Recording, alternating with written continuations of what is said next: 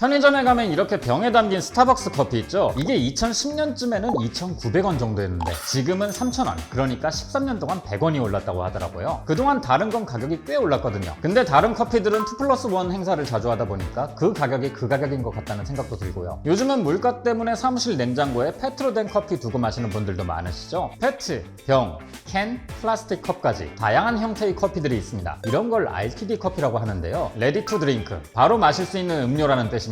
이젠 저가 커피숍들이 워낙 많다 보니까 잘 팔리나 싶기도 한데요. 생각보다 훨씬 큰 시장입니다. RTD 커피 중에서 가장 많이 팔리는 칸타타 매출이 2,288억이나 들거든요. 새우깡이 한 해 1,000억 원 정도 팔리니까 생각보다 많이 팔린다는 느낌이 들죠. 국내 RTD 커피 빅3 브랜드는 칸타타, TOP, 바리스타 룰스입니다. 롯데칠성, 동서식품, 메일유업이 접전 중인 거죠. 이 기업들은 아주 옛날부터 싸워왔어요. 제품만 바뀌었을 뿐이지 레스비, 맥스웰, 카페라떼로 엎치락 뒤치락 해왔거든요. 오늘은 이 RTD 커피 세계에 대해서 이야기해볼까 합니다. 그리고 각 브랜드 커피의 차이점을 좀 정리해봤는데요. 이것도 뒤에서 이야기해드릴게요. 저는 김밥이고요. 제가 오늘 떠먹여드릴 이야기 캔커피 3대장입니다.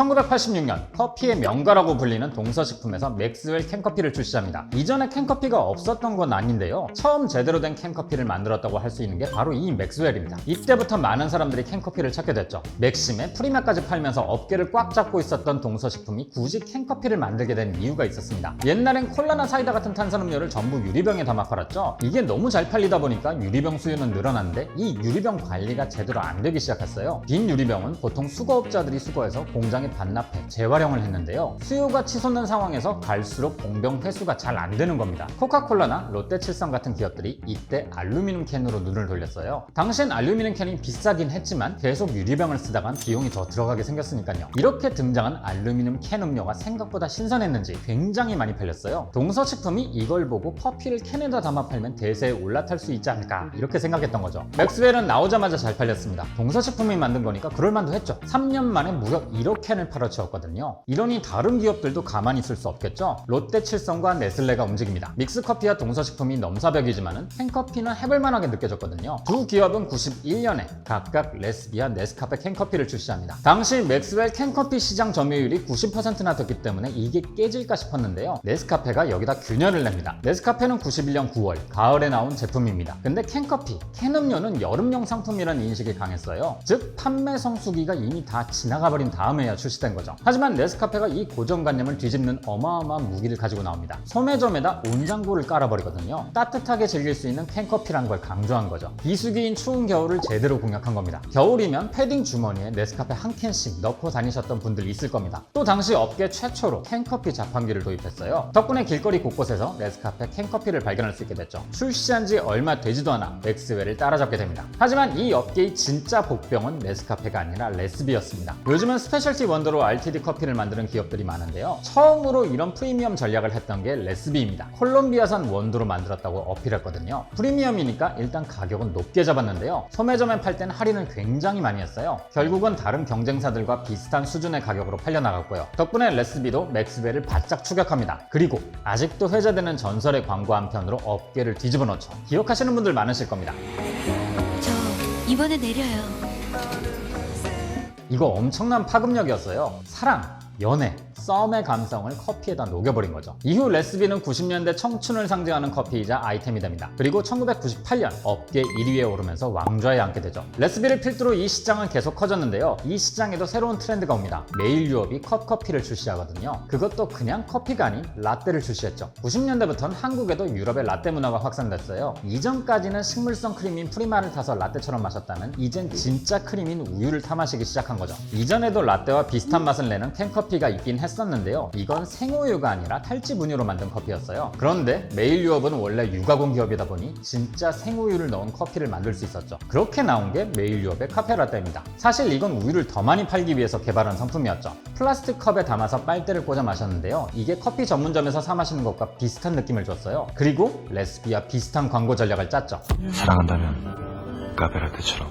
생각해보면 당시 커피가 가진 의미는 청춘, 사랑, 감성 같은 것들이었네요. 아무튼 이후 남양유업이 프렌치 카페라는 비슷한 음료를 출시하면서 이 시장은 다양성까지 갖추게 됩니다. 그리고 RTD 커피 전쟁이 2막이 펼쳐지죠. 1999년 스타벅스가 한국에 들어옵니다. 이때부터는 카페 문화가 폭발적으로 성장했어요. 값 뽑은 에스프레소, 우유가 들어간 각종 라떼를 고퀄리티로 마실 수 있게 됐으니까요. RTD 커피도 여전히 잘 팔리긴 했지만 커피를 마신다는 만족감은 채워주지 못했습니다. 라떼는 커피 맛 우유처럼 느껴졌고 블랙커피는 달았으니까요. 소비자들의 입맛은 점점 높아지고 있는 상황이었죠. 어느 정도 카페 문화가 자리 잡았을 때 롯데칠성과 메일유업이 신제품을 출시합니다. 칸타타와 지금은 바리스타 룰스로 이름을 바꾼 바리스타. 아메리카노에 근접한 향과 맛을 내지만 결정적으로 커피 전문점들보다 저렴했다는 게 큰 장점이었습니다. 당시 가격이 1,000원 중반 정도였으니까 가성비가 꽤 좋았죠. 주 소비자층은 남성들이었어요. 사실 캔커피의 주 소비자층도 남성이긴 했거든요. 칸타타와 바리스타도 나오자마자 꽤 잘 팔렸습니다. 이걸 보고 다른 기업들도 프리미엄 커피를 부랴부랴 출시했죠. 2008년 동서식품이 티오피를, 코카콜라도 조지아라는 커피를 출시하거든요. 조지아는 당시 전 세계 캔커피 중에서 가장 많이 팔리는 브랜드였어요. 사실 코카콜라에선 80년대부터 조지아를 한국에 들여오려고 했는데요. 네스카페 유통에 집중하느라 우선순위에서 밀려 있었다가 2008년에서야 들여왔죠. 조지아는 일단 다른 캔커피들과는 방향성 자체가 달랐습니다. 다른 커피들이 사랑, 연애, 감성이란 이미지를 가져갔다면 조지아는 아예 타겟층을 30대 직장인으로 잡았거든요. 차태현 씨를 모델로 기용하면서 직장인 남성들이 공감할 만한 광고를 만들었죠. 어딘가 모르게 내 얘기 같은 이 광고 시리즈로 엄청난 공감을 끌어냅니다. 덕분에 조지아도 빠르게 점유율을 늘려나갔죠. 그리고 동서식품이 만든 티오피, 뭐 아시는 것처럼 엄청 잘 됐습니다. 국내에서 커피를 가장 오랜 기간 다뤄온 것답게 커피 부심이 보이는 제품이에요. 그래서 프리미엄 에스프레소 커피 음료라고 광고를 했죠. 하지만 초창기에는 큰 두각을 보이진 못했습니다. 사실 이때쯤부터 내선 캔커피들의 퀄리티가 성숙 단계로 접어들었거든요. 웬만한 기업들이 평균 이상의 맛을 내면서 프리미엄이란 키워드가 딱히 의미가 없어진 거예요. 2010년대 들어 RTD 커피 업계에서 가장 많이 어필했던 건 다양성이었습니다. 뭐가 뭔지도 모를 만큼 다양한 맛,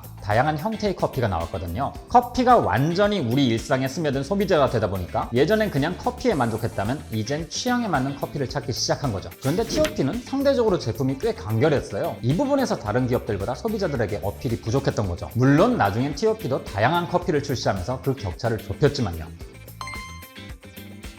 편의점 커피 코너 앞에 가면 굉장히 다양한 브랜드의 커피가 있습니다. 이름도 너무 어렵더라고요.